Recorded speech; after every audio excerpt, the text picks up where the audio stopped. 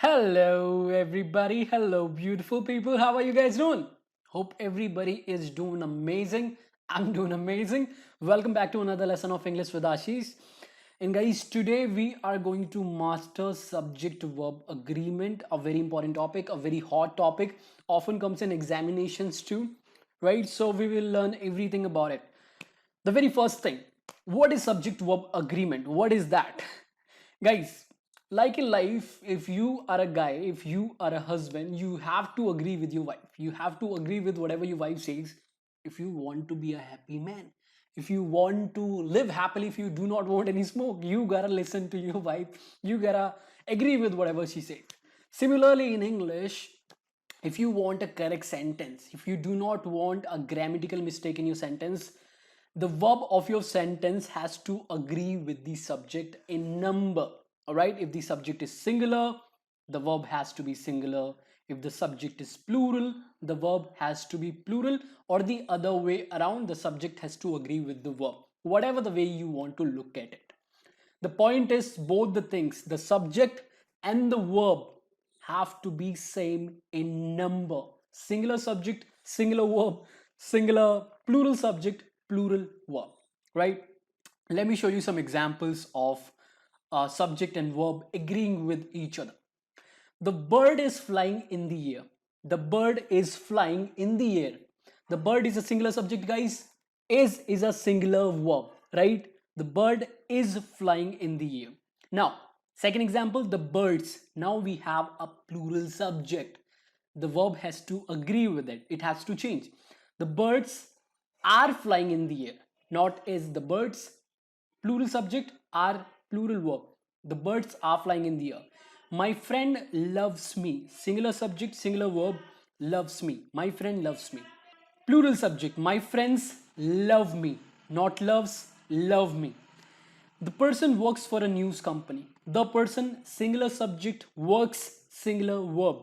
The people, plural subject, work, plural verb, right?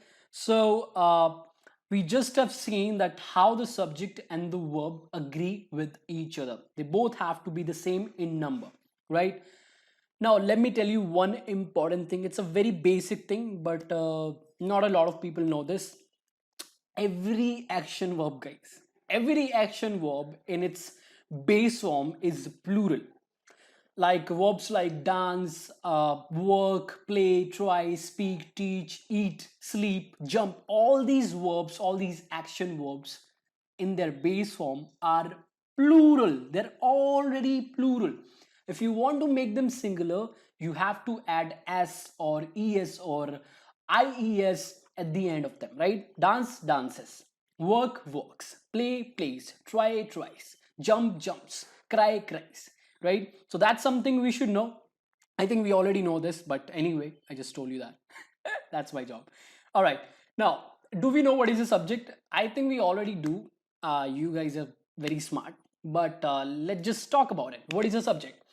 A subject is, guys, either that performs an action in a sentence. It's a person that performs an action in a sentence. But for that, you have to have an action in a sentence, right? If you have an action verb in a sentence, whatever uh, does that action is your subject. Number one. Case number two, you do not have an action in your sentence. Your sentence is just talking about something. It's a descriptive sentence. In that case, whatever the sentence is about, whatever the sentence is giving information about, that is your subject. Look at these examples. John fights for his legacy. Do we have an action? Yes, we do. What is that? Fights. Who's fighting? John. Subject. Ashish loves his students. Action? Loves. Who does it? Ashish. Right? Subject. John is the best fighter in the UFC. Action? There is no action. We're just talking about something. We're giving information about somebody. Who is that somebody? John. John is that somebody, right? Next example. London is a beautiful city. London is a beautiful city. Action? What is the action? No action. We're just talking about something. What is that? What is a beautiful city? London. It's London, right? So our subject is either somebody that performs the action in a sentence or somebody or something that the sentence is about, gives information about, right? Now, I want you to do one thing before we talk about the situations where we make mistakes in subject verb agreement. We're not able to agree the subject with the verb, right? Before we do that, I want you to try these sentences. I want you to fill in the blank with the right verb, and we'll do the same questions after we're done talking about all these situations, right? So pause the video here, try these questions, and then we'll go ahead.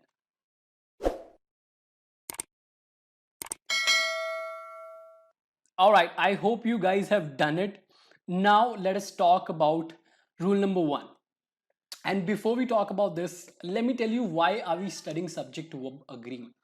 When it's that simple, the subject has to agree with the verb. If it is singular, the verb has to be singular. And if it is plural, the verb has to be plural. Then why are we studying it? Where do we make mistakes? Guys, there are two types of mistakes we do when it comes to subject verb agreement. Number one, uh, we are not able to find the right subject. We consider a word as the subject where that is not the subject. That is case number one, that is mistake number one that we do. We misidentify the subject. Mistake number two, we misread the number of the subject. It is sometimes singular, but we consider it plural, or it is plural, but we consider it singular. So that are the two types of mistakes we do. Now let us talk about rule number one. It's very simple. When you have two singular nouns added by a and the and, it becomes plural, right? And when it works as the subject, it works as a plural subject. And what do you do with a plural subject? You use a plural verb. That's what we just learned, subject to verb agreement, right? So look at the examples. Ria loves talking to me. Ria, singular subject, loves, singular verb. Both the things, subject and the verb, are agreeing. Singular subject, love, plural verb, we added s at the end of it, became singular. Ria loves talking to me. Tina loves talking to me. Singular subject, singular verb. Now, Ria and Tina, these are two singular subjects, Ria and Tina, joined by the conjunction and. Now it has become a plural subject, Ria and Tina. And what is the verb? Love, a plural verb, right? Ria and Tina love talking to me, right? So that is case number one. When you add two singular nouns using and, it becomes a plural noun and you have to use a plural verb with it. Rule number two, which is very interesting, I love it. When you have two nouns in your subject, but both the nouns are referring to the same person. You have two nouns, right? But both the nouns are referring to the same person, it becomes a singular subject and you have to use a singular verb. Right? And how do we know it's a singular subject? Because we use the definite article da or any possessive adjective before the first noun. Okay, so look at the examples. The doctor and nurse. How do we know it's a singular subject? Now, the doctor and the nurse and nurse are the same person. I am the doctor and I am the nurse. And how do we identify that? How do we know it? Because there is only one definite article before the noun doctor. The nurse does not have the before it. The doctor and the nurse. Now these are two different people. All right, these are two different people. The doctor, one person, the nurse, second person. And these are two nouns added by the conjunction and, right? We just learned the first rule and it becomes a plural subject. The doctor and the nurse have taken care of me very well, right? But if you say the doctor and nurse have taken care of me very well, wrong, incorrect, because these two are one person, okay, belonging to only one person. All right, more examples. The owner and founder of the business is a great man. I'm the owner and I also am the founder. The owner and founder. If these were two different people, we would have said the owner and the founder. Got it? My brother and teacher helps me whatever I need, everything I need, right? My brother and teacher. Only one guy, and that is my brother, that is my teacher. Got it? Very important rule, guys. Just be careful with this, right? Rule number 3. Guys, phrases such as well as, along with, together with, these phrases do not work as the conjunction, and these phrases do not add to nouns, right? So do not consider them as the conjunction and they basically give extra information in your sentence. They come after the subject and give extra information. So do not consider them as the part of the subject. Look at these examples. My father as well as his friends. The subject is my father. This is nothing, this is just extra information, as well as his friends. So my father is a singular subject, and what do we use with it? Singular verb. My father as well as friends is going to donate some blood. If I say my father as well as his friends are going to, that's incorrect, can't do that. Max along with my friends. Max is the subject, along with my friends is nothing, just extra information, right? This is not compounding the subject, right? Max is protesting outside the class. Got it? Don't say Max along with my friends are protesting outside the class. Now Max is the subject and we have to use a singular verb with Max, which is a singular subject. Now, one thing you should do to avoid misreading the subject, right? To make it very clear what is your subject, you can use commas or parentheses to separate this piece of information, right? My father, comma, as well as his friends. My father, parenthesis, bracket, as well as his friends is going to donate some blood, right? That makes it very easy to identify the subject. So that's rule number 3. Rule number 4, again very interesting rule, a very interesting situation. When you form a sentence using conjunctions such as either or, neither nor, the verb of the sentence follows what comes after or nor, right? Look at the examples, very interesting, I love it. Either you or I are going to win the match, I'm going to win the match. What is correct? Am going to win the match is the correct answer. Now why? Because the verb is going to follow what comes after or. What do we have after or? I. Either or doesn't matter. Or I, that is the subject. Am going to win the match. Neither my parents nor my teacher wants me to take up sports. Me is missing. Apologies for that. Neither my parents, that is not the subject. What comes after or nor is the subject. What comes after nor? My teacher, singular subject, wants me to take up the sports, right? Take up sports. If you consider the first one as the subject, you might make a mistake, right? If both the nouns are the same, right, singular or plural, in that case you'll uh, automatically get your answer correct. But don't go by that. Understand this rule, very very important. So that is rule number 4. Rule number 5.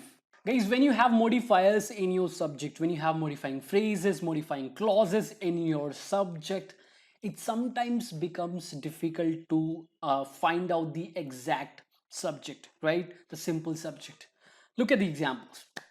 The guy standing in front of our teachers is going to teach us karate. Here, the subject is guy, right? Teachers is not the subject. Standing in front of our teachers is nothing but a present participle phrase modifying the noun guy. Okay, this is the subject. The guy is going to teach us karate. The guy standing in front of our teachers, this is nothing but extra information, right? So if you consider this as the subject, you might make a mistake, right? You will make a mistake. Okay, the guy standing in front of our teachers are now.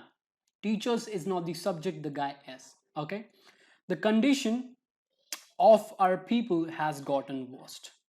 Are people getting worst or the condition is getting worst? The condition, right? This is the subject, guys. The condition of our people has gotten worst. So this is the subject. This is the simple subject. This is nothing but a modifying phrase. Okay. The idea of teaching people how to control their minds, this is nothing but extra information. The subject is, the simple subject is the idea. This is the subject, the verb is going to follow. The idea is fascinating. The idea of teaching people how to control their minds, this is extra information, right? This is a modifying phrase.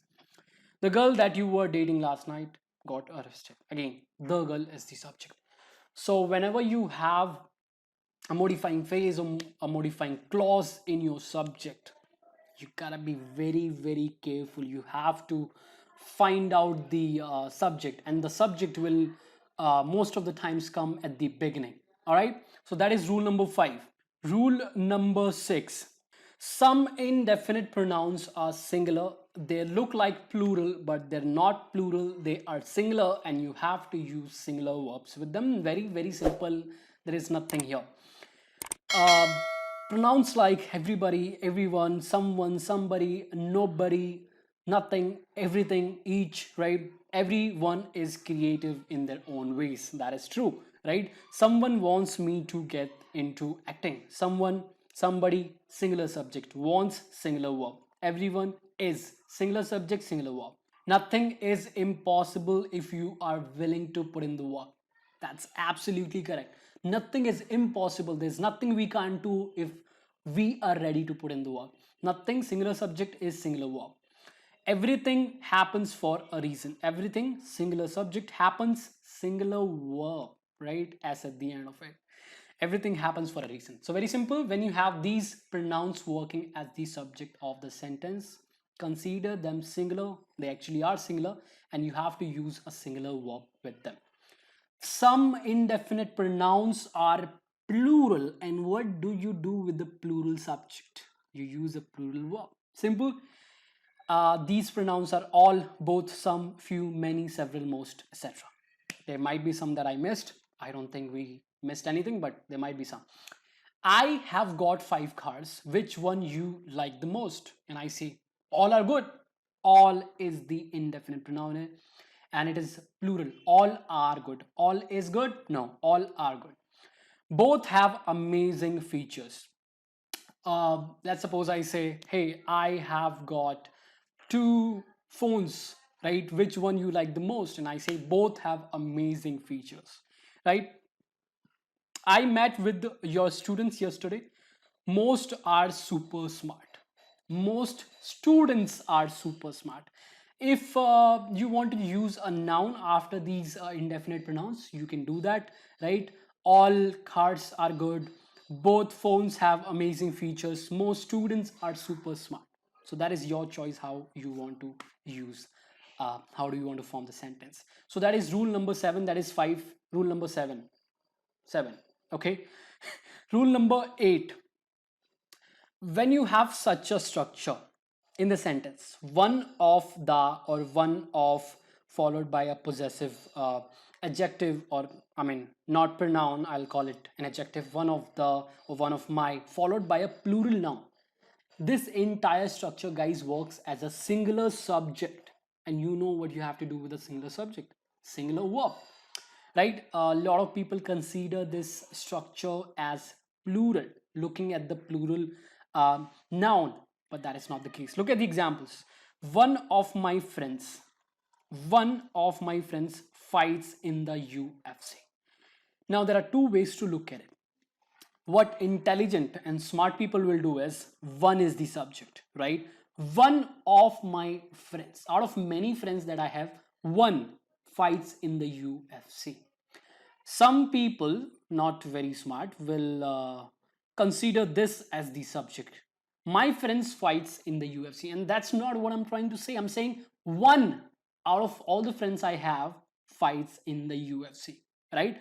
One of your cousins has just messaged me. Not all of them messaged me. One has just messaged me, right? One of the school teachers is sending notes to Ria. Only one. Not the teachers are sending notes to Ria.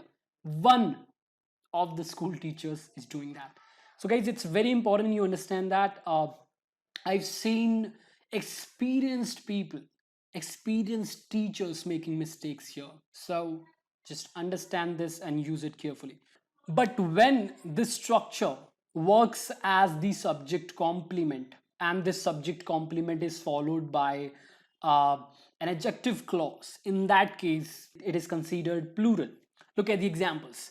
He's the subject, is the verb. He is one of the people, right? This is the adjective clause. That, now, the relative pronoun that is following the noun people, that never give up. Give up, singular verb, right? That never give up. One is not the subject of this clause. That is not referring to one, that is referring to people. He is one of the people. These people never give up, right? That never give up, or who never give up. Getting it? You are one of my friends that love me a lot. That friends love me a lot, not one, right? One is not the subject of this clause, that love me a lot. That is referring to the noun friends, coming very close to it. So when it works as the subject complement, right, it's a different ball game, right? The noun friends, the plural noun, is the subject of the adjective clause. Got it? That is rule number 8. Let us move to the next rule. Rule number 9, guys. When the expression a lot of is followed by a singular noun, it works as a singular subject and you have to use a singular verb with it. But when it is followed by a plural noun, you have to use a plural verb. Why? Because this expression works as a plural subject. Okay, examples. A lot of people are dying because of the coronavirus, which is very unfortunate, right? Heartbreaking. A lot of people, plural noun. So now this expression, this subject is plural. A lot of people are, okay? A lot of these actors, again a plural noun. A lot of these actors are fake. That's true. Singular noun. A lot of dedication is needed to achieve something. A lot of dedication is a singular noun, abstract noun, right? So this entire expression is singular. A lot of dedication is needed is singular verb. A lot of water is a singular noun, right? Abstract noun. A lot of water, singular subject, has been wasted, has singular verb, right? A lot of hate has been spread in the name of religion. That is true, very unfortunate, but that is true. A lot of hate, singular noun. This expression is singular, has singular verb, right? So very simple it is. When a lot of is followed by a singular noun, consider it singular, right? And use a singular verb with it. When it is followed by a plural noun, this entire expressions becomes plural and you have to use a plural verb with it. Quite simple. So that was rule number 9. Rule number 10. When you have this expression, some or a few, many, all, several, or a couple, followed by a plural noun, this works as a plural subject. And you know what you have to do with a plural subject, plural verb, right? Look at the examples.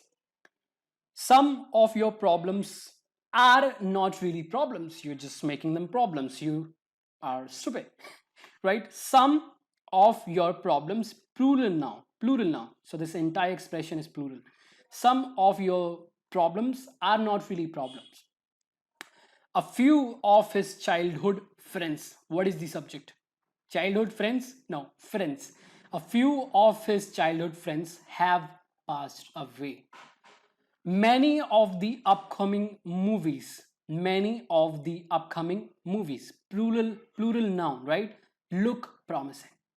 But when it is followed by a singular noun, right, not all these pronouns can have a singular noun after them. Some can. Some of the water is still on the floor. Some of the water, singular noun. Some of his work singular noun, is underappreciated, is singular verb. Some of your music, singular noun. This entire expression is singular. Some of your music is amazing, singular verb, right? So this is what you have to remember. Just be very careful with this. Rule number 11, guys. Some collective nouns or most of the collective nouns can either work as singular or plural. So they can either take a singular verb or a plural verb depending on the situation, depending on the context, right? Look at the examples. The jury has given the verdict. Now, the jury, the entire jury, all the people are working as one.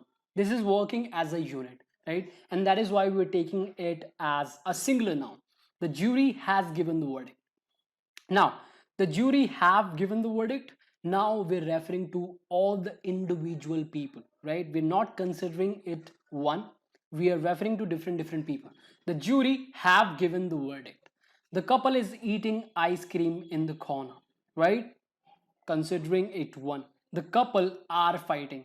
Both the people are fighting, right? My family is coming tomorrow. Uh, Taking it as a unit, one unit, right? My family is coming tomorrow. My family are coming from different locations. Now we are talking about different people, right? And that is why we are using are here, because we are considering this subject as plural, right?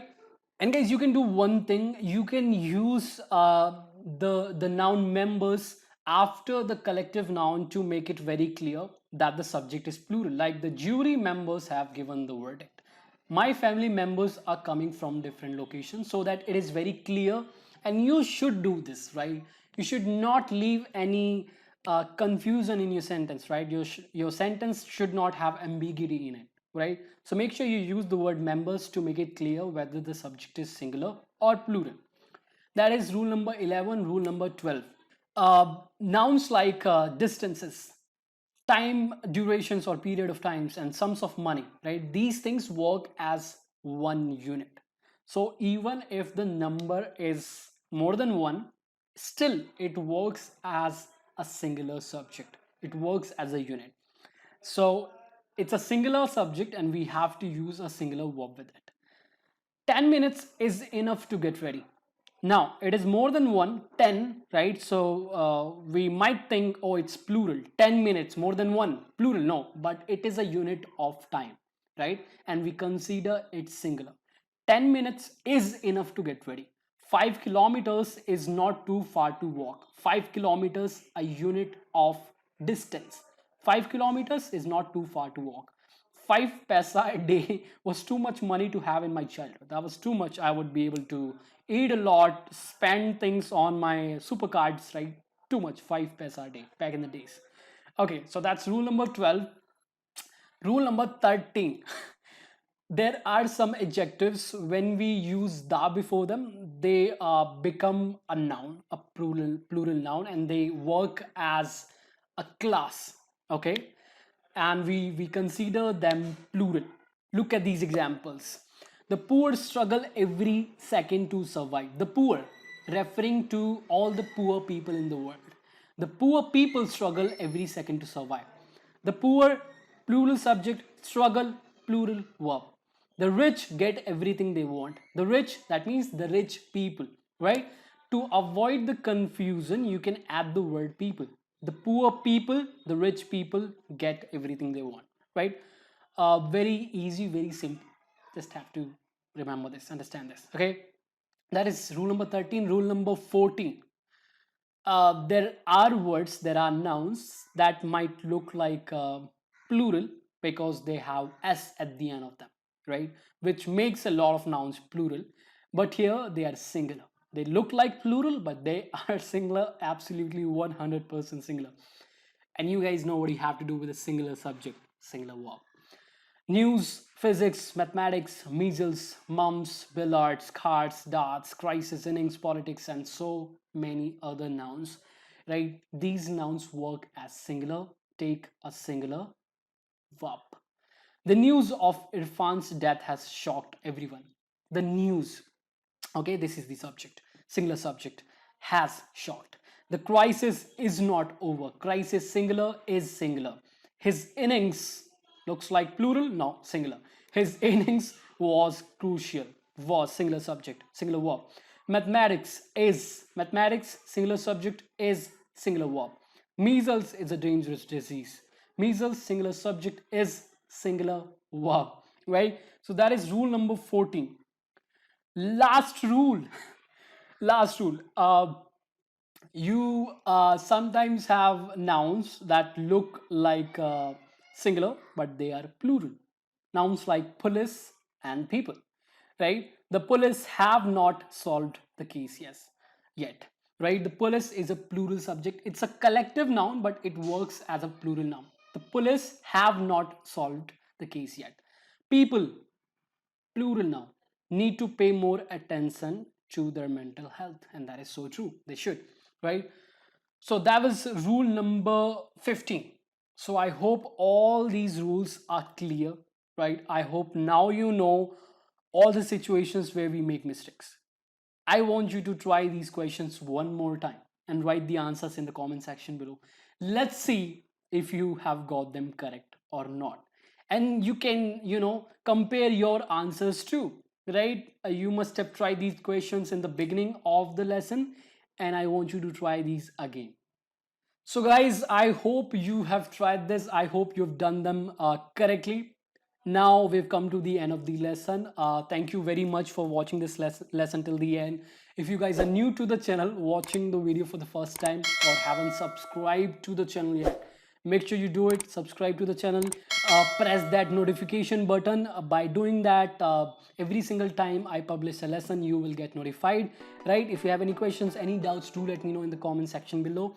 I've created a Facebook group to answer your questions, to share infographics, quizzes, videos. You can join that group and contribute and learn something out of that, right? And if you have any feedback, do let me know in the comment section below, and I'll see you very soon. Till then, keep learning, have fun, take care of yourself.